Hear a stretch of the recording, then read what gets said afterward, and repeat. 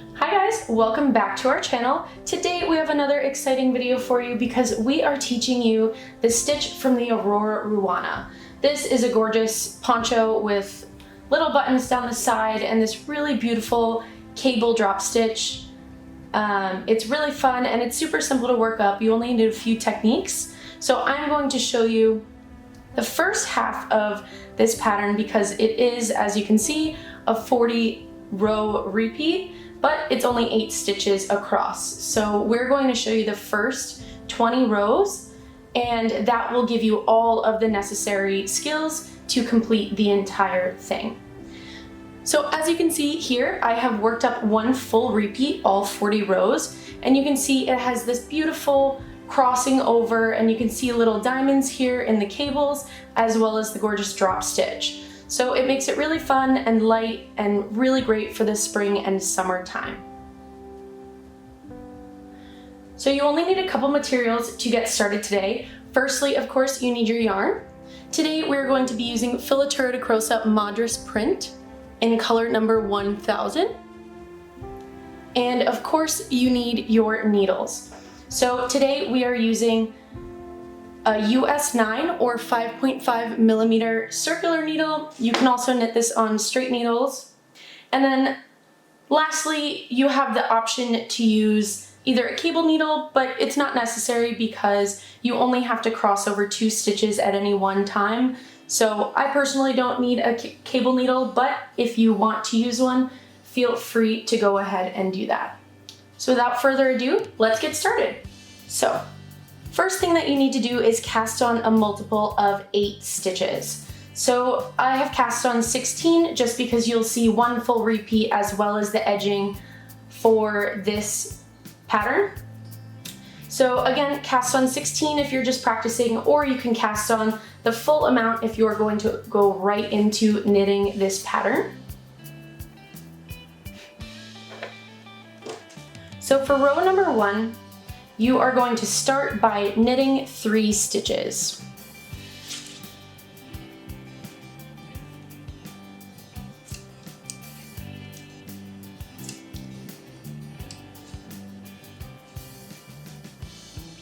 Then we're going to start the 8 stitch repeat. So what you're going to do is knit 5,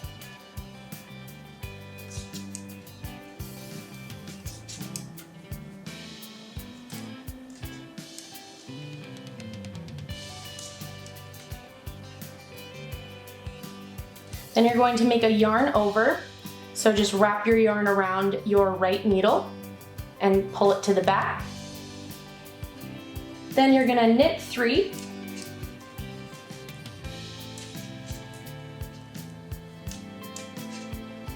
So that's the full 8 stitch repeat right there, row 1 of the 8 stitch repeat. And then you're just going to knit the last 5 stitches on your needle.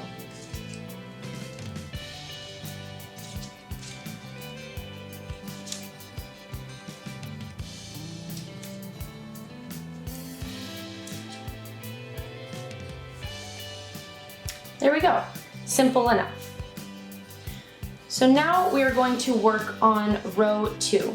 So for row 2 and all even rows in this pattern, you're just going to simply purl across. So a little refresher, if anybody just wants to see it, you just insert your needle from left to right with your yarn in front, wrap it around just like a knit stitch, and pull out. So I'm gonna go ahead and purl across my entire row and I will meet you back on row number 3. Okay, you guys, so now we are on row number 3. And then row number 3 is actually just gonna be really simple. We're just going to knit straight across just so we can kind of work up a little bit of a base and setup rows for that yarn over. So now you should have 17 stitches on your needles. I'm just gonna go ahead and finish knitting up this entire row, and then I'm going to purl across the back. So I will meet you guys back for row number 5. Okay, you guys, so we're back with row number 5. So far this is essentially what you should have right now. It's essentially just knit stitches, stockinette, whatever you would like to call it. But now with this row number 5, we're really gonna get into the meat of the cable drop stitch, diamond cable drop stitch, excuse me. So we're gonna start this row by knitting 3, and then we're gonna start the 8 stitch repeat. So we're gonna start with a C2R, which means cross to right. So for this, you're essentially just going to cross the first and the second stitches. So the second stitch is the first stitch on the needles. This is worked just like any other cable if you're familiar with that. If you're not, I'm going to show you right now. So there's 2 different ways you can do this. You can slip these 2 stitches onto a cable needle and then work them from there, or you can just cross them with your hands. I think this method is a little bit faster just because we're only crossing over 2 stitches, so it's not as risky as if you're crossing 4 or 6 or 10.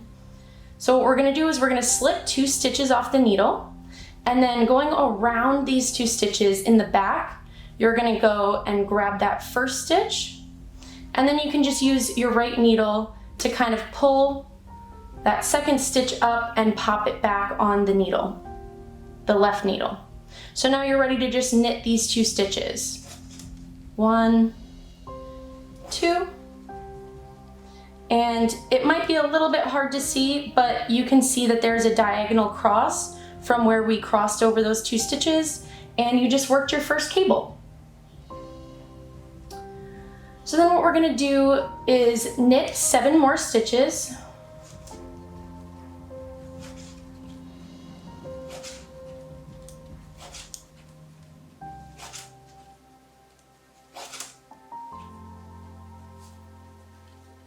So you should have 5 stitches left on your needle. You're going to do another C2R, so exactly the same way. I'll show you with the cable needle just to give you guys some variety and you can see which one feels more comfortable to you. So essentially what I'm going to do is slip these 2 stitches onto the needle, and then I'm going to put my left needle through the back of this one and pop it back on to my left needle. So you could see we're now crossing this left stitch over to the right, or the second stitch over to the right. Then you can just pop the first stitch, well, the second stitch, which is now going to be your first stitch, back on the needle.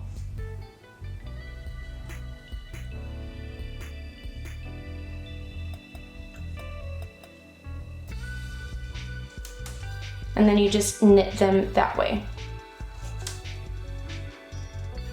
And then you're just going to knit your last 3 stitches.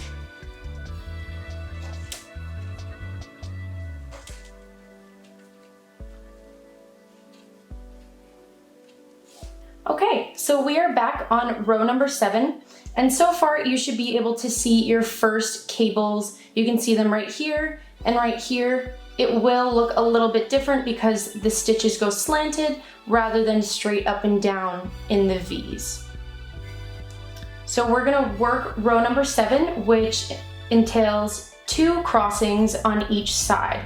So we're just gonna gradually work up and then back down to taper it, which will create this diamond pattern that you can see down here and here.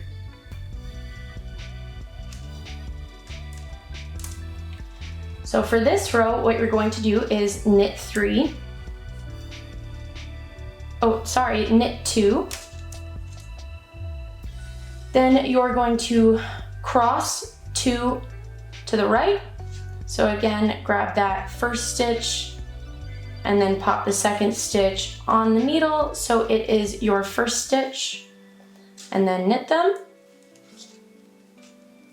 And you can do that one more time. So pop the 2 stitches off the needle, grab the first one from the back, and then place the second stitch on the needle So it is now the first stitch.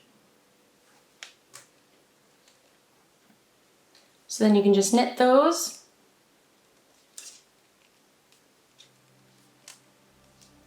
You're going to knit the 3 middle stitches. So 1, 2, 3. Then you're going to do 2 more crosses. So like we've just done, take the 2 stitches off, pop them back on, knit,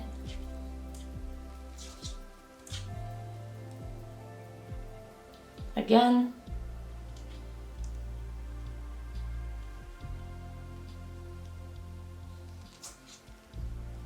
knit them.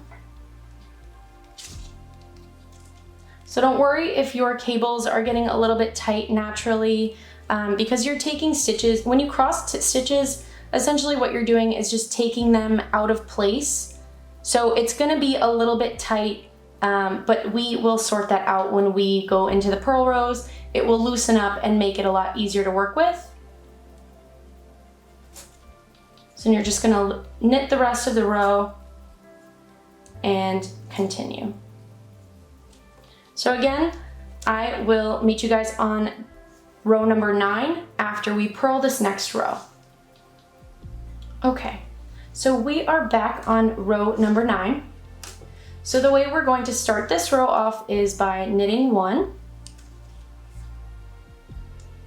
And then exactly like we did in the last row, we're gonna cross 2 to the right 3 times instead of 2 times. So you might have picked up by now, we're just increasing by 1 time on each side as we go up on the right side rows. So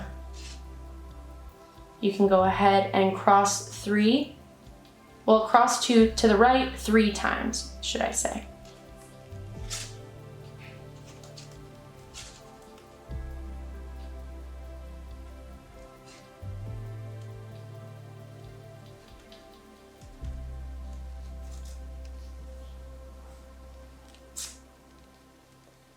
When you guys are crossing 2 to the right, do make sure that first stitch goes behind the second stitch, because if you grabbed it from the front and had the second stitch behind, it would change the direction of the cable.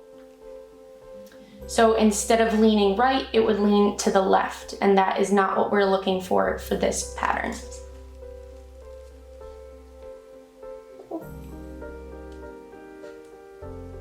Accidentally almost dropped that stitch.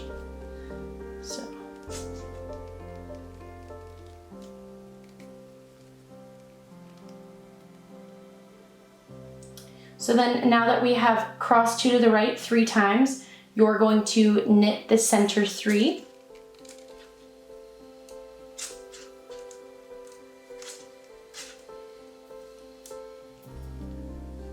Then cross 2 to the right 3 more times.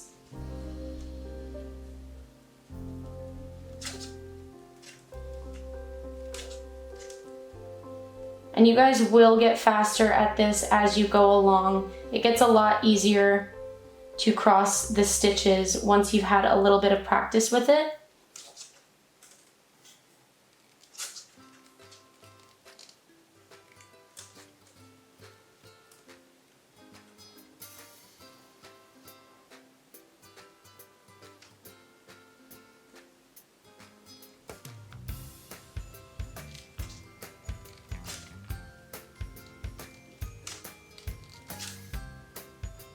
And then you're just gonna knit your last stitch. So go ahead and purl row number 10, and I'll meet you back for row number 11. Okay, so for row number 11, we're going to do 4 cross 2 to the right with 1 center stitch, and then 4 cross to the right, and we're gonna end with 1, and then that will take us to the end of the row. So to show you guys what that looks like, again, you're just going to pop the stitches off the needles.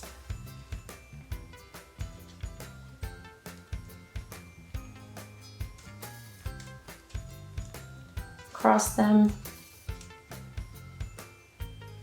So this is going to be the widest part of the diamond cable. So after this row, we're going to start tapering down again.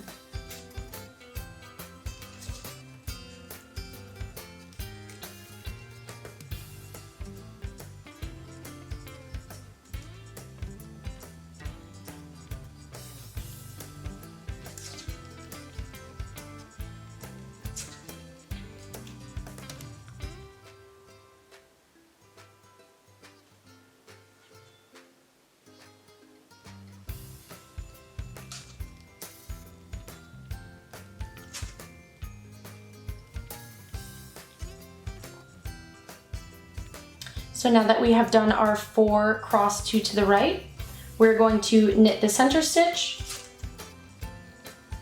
and then do the same thing over again to the end of the row. So you should have 8 stitches left on the needles. You're just going to cross them and work your way across the row.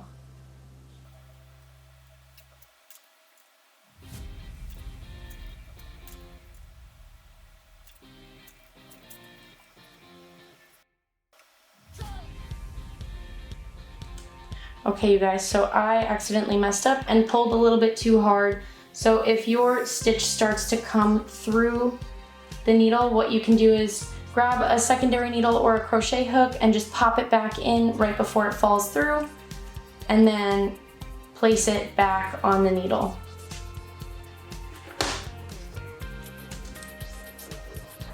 And then you are, oh, I actually twisted my stitch. So to fix a twisted stitch, do you see I'm supposed to be knitting this, but it's supposed to be in the front? What you literally just do is take it and flip it around that way. Or conversely, you could just knit it through the back loop, but to keep things simple, it's just easier to twist it around the right way.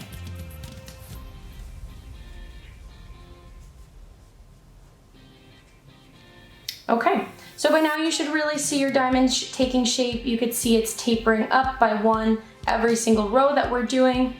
And then as soon as we complete the diamond, we're going to drop the stitch and it will look just like this part down here.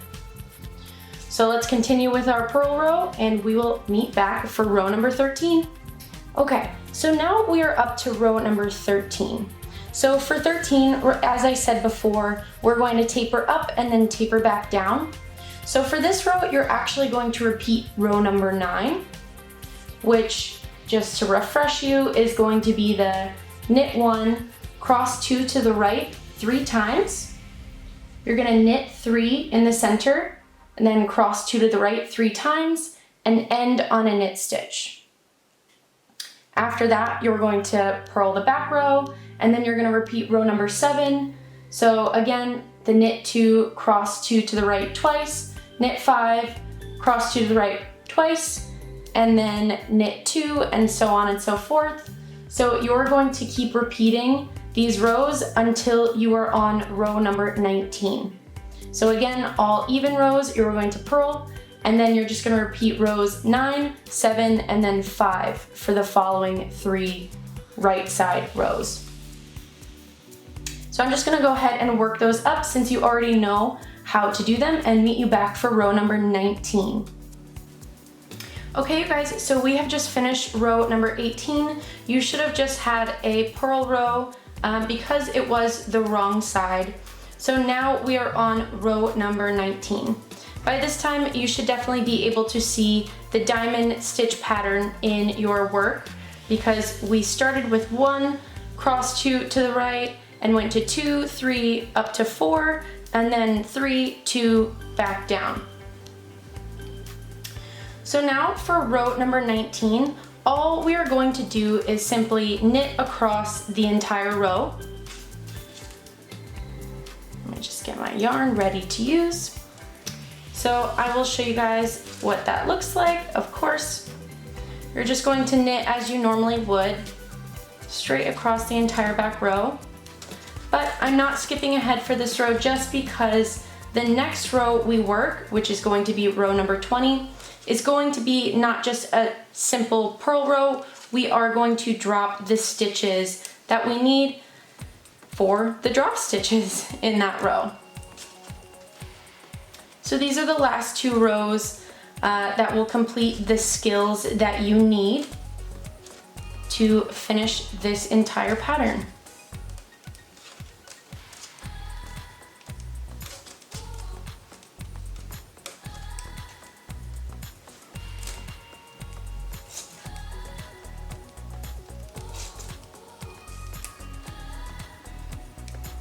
Okay, so now that we have knit across the entire row 19, we are up to row number 20. So again, this is going to complete one whole diamond stitch pattern for you. So what you're going to do for this row is purl 5,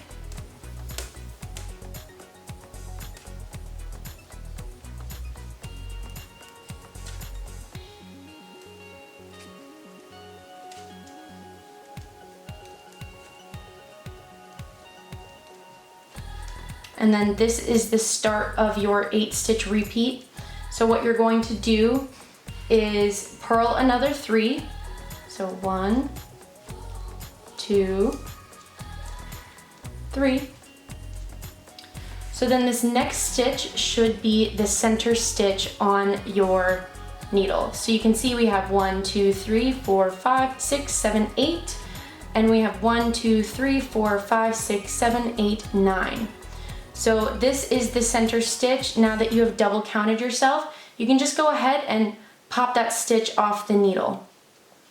So then you're just going to finish purling across this entire row, and I will show you how to pull out that drop stitch, and you can really see what this pattern looks like once we have finished.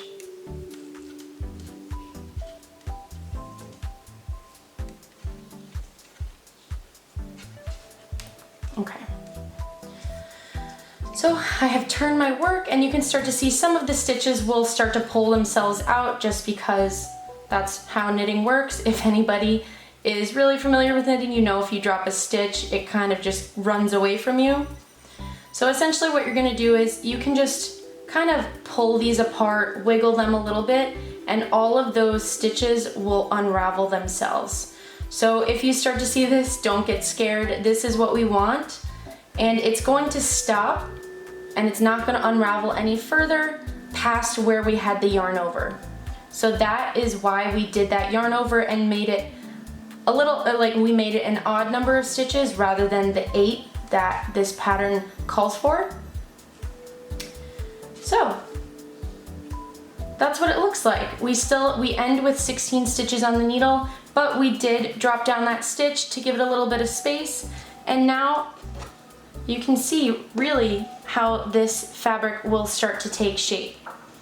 You can see it starts to cross over and it continues to cross over. So when you have a much larger swatch like you would if you knit the entire poncho, there's a lot of movement, it looks really beautiful, there's color variegation and depth, and it doesn't just look so plain when you see it up close. If you actually take time to look at the details, you can see how intricate this actual pattern is. So if you really like this stitch, make sure you check out the pattern, or if you live in the United States, we actually have kits available for purchase that can be delivered directly to your home. So I will leave a link to both of those down below, but I do really recommend this pattern. It's so fun. It's one size, but it's big enough to fit any sort of body type. It's beautiful, it's long, and it's a great spring and summer accessory. Or you could probably even wear it in the fall and winter if you layer underneath it. Thank you guys so much for watching. Make sure you hit a like and comment down below. Let us know what you think of this stitch and if you want some more complicated patterns like this in the future. And we'll see you next time. Thanks so much.